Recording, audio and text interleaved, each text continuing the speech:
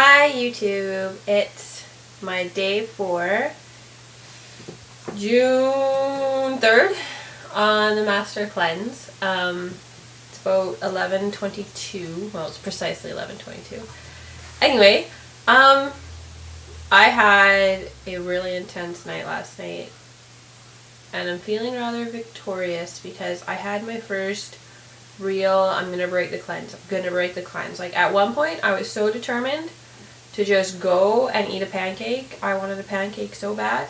And it wasn't so much that I wanted to eat, more so than the bad news I was talking about yesterday. I was so just frazzled and I thought there's just no way I can exert this kind of mental energy on my cleanse and try to deal with this other stuff that just occurred.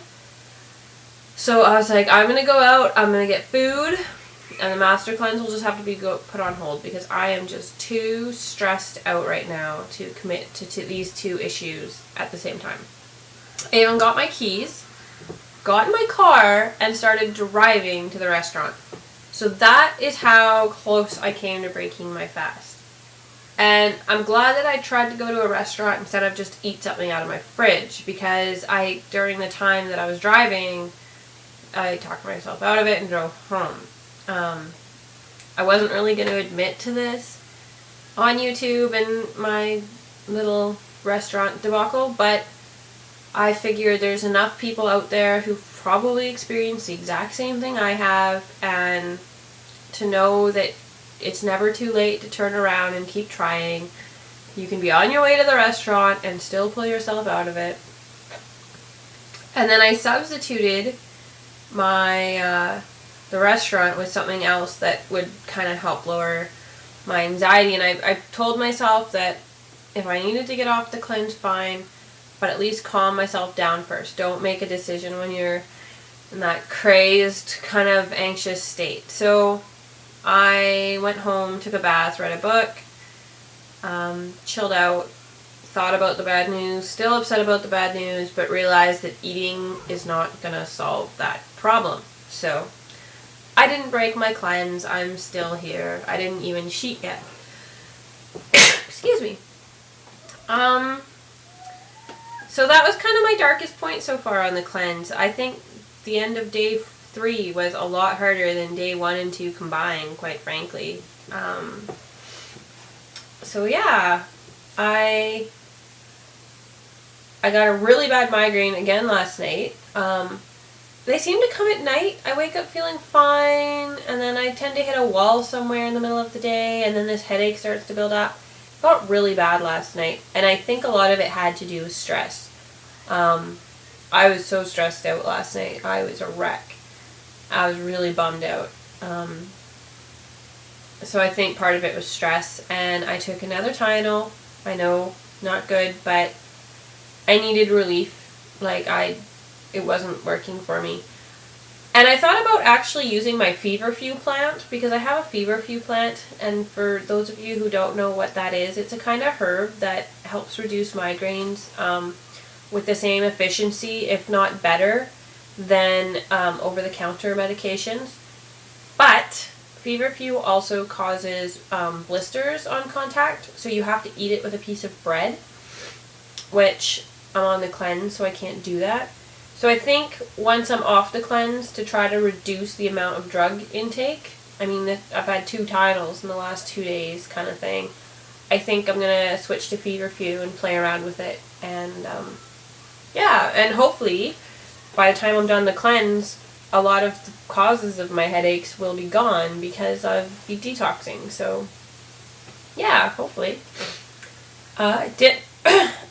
That's the other thing I've been noticing. I don't know if you can hear it, but my voice is getting raspy and kind of hoarse. And it's been doing that progressively over the last couple days, and I've noticed that since I've been on the cleanse too. So if that's a symptom of detox with the mucus and stuff, then so be it.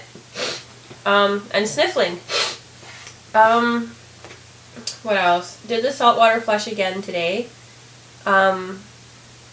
It didn't work for the first 2 hours, and I assumed maybe I'd screwed up on the salt, or something had happened. So I went to go pick up the special needs client I work with, and what do you know? Saltwater flush hit me in the car. So I had to hold it rather uncomfortably for some time, but oh well. So I'm sure everyone wanted to know that, but I think that's all I have to report. Yeah, I'm feeling good. I'm noticing every day that wall I tend to hit is lengthening. So the day 2 by 11, I was just done. By day 3, 2 o'clock, started feeling tired and done.